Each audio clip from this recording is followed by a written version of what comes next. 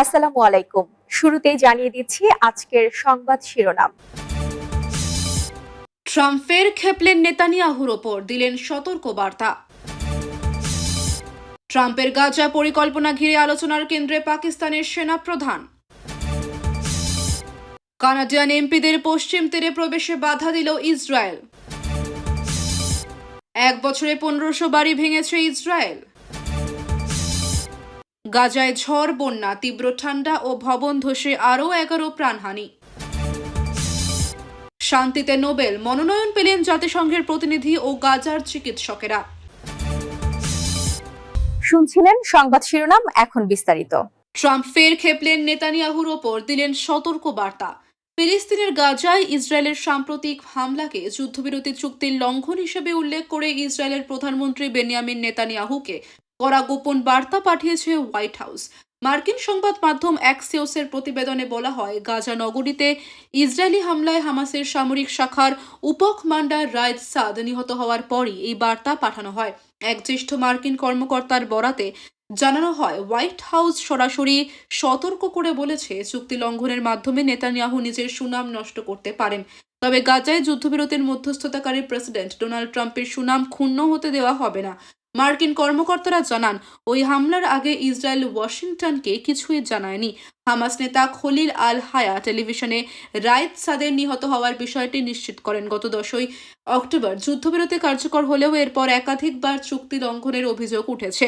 যুদ্ধবিরতি চলাকালীন এসব হামলায় এখন পর্যন্ত অন্তত 391 জন ফিলিস্তিনি নিহত ও 1000-এর বেশি আহত হয়েছেন। 2023 সালের অক্টোবর থেকে শুরু হওয়া হামলায় মোট নিহতদের সংখ্যা ছাড়িয়েছে 70,600, যাদের বেশিরভাগই নারী ও শিশু। ট্রাম্পের গাজা পরিকল্পনা ঘিরে আলোচনার কেন্দ্রে পাকিস্তানের সেনাপ্রধান। গাজায় প্রস্তাবিত অস্থায়ী নিরাপত্তা বাহিনীতে সেনা পাঠাতে পাকিস্তানের ওপর চাপ বাড়িয়েছে যুক্তরাষ্ট্র। এতে দেশটির সেনাপ্রধান ফিল্ড মার্শাল আসিম মুনির কঠিন পরীক্ষার মুখে পড়েছেন বলে মনে করছেন বিশ্লেষকরা। রয়টার্সের দুটি সূত্র জানায়, আগামী কয়েক সপ্তাহের মধ্যে আসিম মুনির যুক্তরাষ্ট্র সফরে গিয়ে প্রেসিডেন্ট ডোনাল্ড ট্রাম্পের সঙ্গে বৈঠক করতে পারেন। গত 6 মাসে এটি হবে তাদের তৃতীয় সাক্ষাৎ, যেখানে গাজা বাহিনী প্রধান আলোচ্য বিষয় হতে পারে। ট্রাম্পের 20 দফা গাজা পরিকল্পনায় মুসলিম দেশগুলোর একটি বাহিনীকে যুদ্ধবিধ্বস্ত গাজায় পুনর্গঠন ও অন্তর্বর্তী নিরাপত্তা তদারকির দায়িত্ব দেওয়ার কথা বলা হয়েছে। তবে অনেক দেশই শঙ্কিত, কারণ এতে হামাসকে নিরস্ত্রীকরণের চেষ্টা করতে গিয়ে সংঘাতে জড়িয়ে পড়ার ঝুঁকি রয়েছে। বিশ্লেষক মাইকেল কুগেলম্যান বলেন, গাজা বাহিনীতে অংশ না নিলে ট্রাম্প ক্ষুব্ধ হতে পারেন, যা পাকিস্তানের জন্য গুরুত্বপূর্ণ বিষয়। অন্যদিকে পাকিস্তানের ভেতরে আশঙ্কা রয়েছে, গাজায় সেনা পাঠালে ইসলামপন্থী দলগুলোর তীব্র প্রতিবাদ আবার মাথাচাড়া দিতে পারে। পররাষ্ট্রমন্ত্রী ইসহাক দার জানিয়েছেন, শান্তিরক্ষায় সেনা পাঠানো বিবেচনা করা হলেও হামাসকে নিরস্ত্রীকরণ পাকিস্তানের কাজ নয়। বিশ্লেষকদের মতে, গাজায় বাহিনী মোতায়েনের সিদ্ধান্ত শেষ পর্যন্ত আসিম মুনিরের জন্য বড় রাজনৈতিক ও নিরাপত্তাগত ঝুঁকি তৈরি করতে পারে। কানাডিয়ান এমপিদের পশ্চিম তীরে প্রবেশে বাধা দিল ইসরায়েল। ইসরায়েল অধিকৃত পশ্চিম তীরে প্রবেশে বাধা পেয়েছেন কানাডার পার্লামেন্টের 6 সদস্য। ফিলিস্তিনি কর্মকর্তা ও মানবাধিকার কর্মীদের সঙ্গে সাক্ষাতের উদ্দেশ্যে প্রতিবেশী জর্ডান থেকে পশ্চিম তীরে যেতে চাইলেও ইসরায়েলি কর্তৃপক্ষ তাদের ফেরত পাঠায়। কানাডার নাগরিক সমাজ গোষ্ঠী national council of Canadian Muslims জানিয়েছে, কানাডিয়ান মুসলিম ভোট নামে একটি অলাভজনক সংগঠনের আয়োজনে এই সফরটি পরিকল্পিত ছিল, কিন্তু এমপিদের জানানো হয় তাদের জননিরাপত্তার জন্য হুমকি হিসেবে বিবেচনা করা হচ্ছে। এনসিসিএম এর সিইও স্টিফেন ব্রাউন এই ঘটনাকে গভীরভাবে উদ্বেগজনক ও হতাশাজনক বলে উল্লেখ করে বলেন, প্রতিনিধি দলের সদস্যদের বৈধ ইলেকট্রনিক ভ্রমণ অনুমোদন থাকা সত্ত্বেও তাদের প্রবেশে নিষেধাজ্ঞা দেওয়া হয়েছে। তিনি আরও বলেন, অধিকৃত অঞ্চলের বাস্তবতা স্বাধীনভাবে দেখার চেষ্টা করা, বৈধ পর্যবেক্ষকদের প্রবেশাধিকার সীমিত করা অত্যন্ত দুঃখজনক। এই ঘটনায় ইসরায়েলের পদক্ষেপ নিয়ে কানাডায় সমালোচনা বাড়ছে।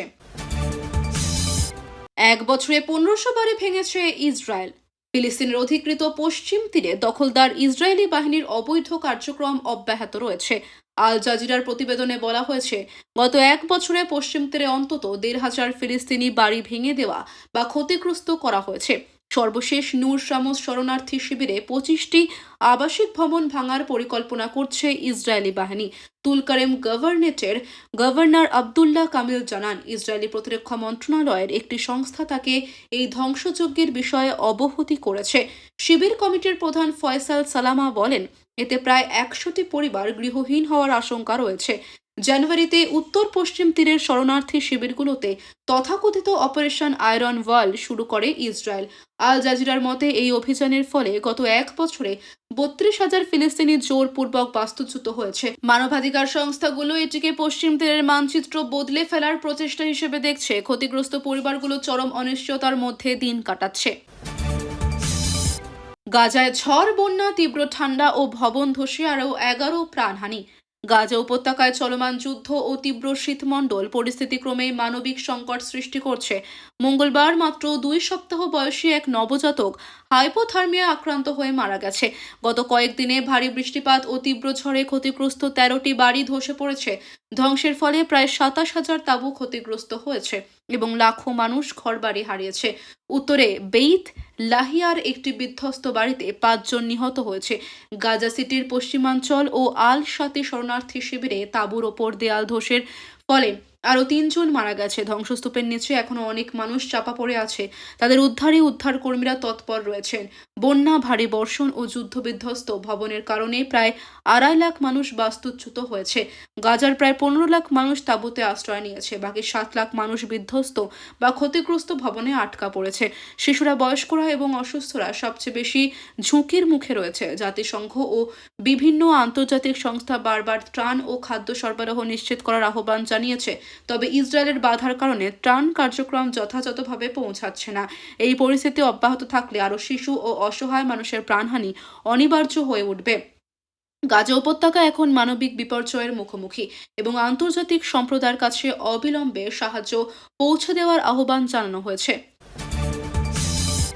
শান্তিতে নোবেল মনোনয়ন পেলেন জাতিসংঘের প্রতিনিধি ও গাজার চিকিৎসকেরা।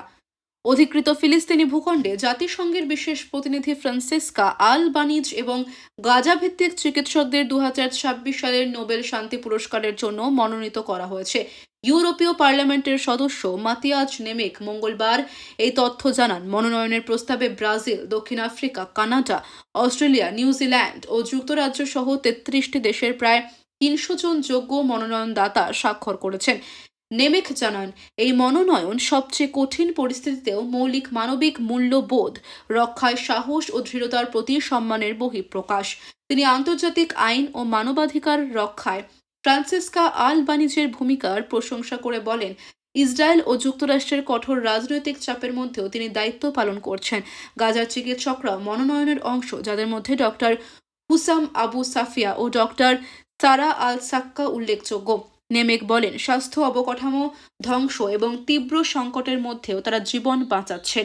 চিকিৎসা নীতিমালা মেনে মানবতা ও শান্তির মূল্যবোধ বাস্তবায়ন করছেন। 2023 সালের অক্টোবর থেকে গাজায় চলমান ইসরায়েলি হামলায় ইতিমধ্যেই 70,000-এর বেশি ফিলিস্তিনি নিহত হয়েছেন, যাদের বেশিরভাগই নারী ও শিশু। এছাড়া আহত হয়েছেন 1,71,000-এরও বেশি মানুষ। যুদ্ধবিরতি কার্যকর থাকা সত্ত্বেও ইসরায়েলি সেনাবাহিনী একাধিকবার চুক্তি লঙ্ঘন করেছে। এই মনোনয়ন আন্তর্জাতিক সম্প্রদায় ও বিশ্ব নেতাদের প্রতি আহ্বান জানাচ্ছে, সব পরিস্থিতিতে আন্তর্জাতিক আইন, মানবাধিকার ও মানব মর্যাদার প্রতি শ্রদ্ধাশীল থাকতে হবে।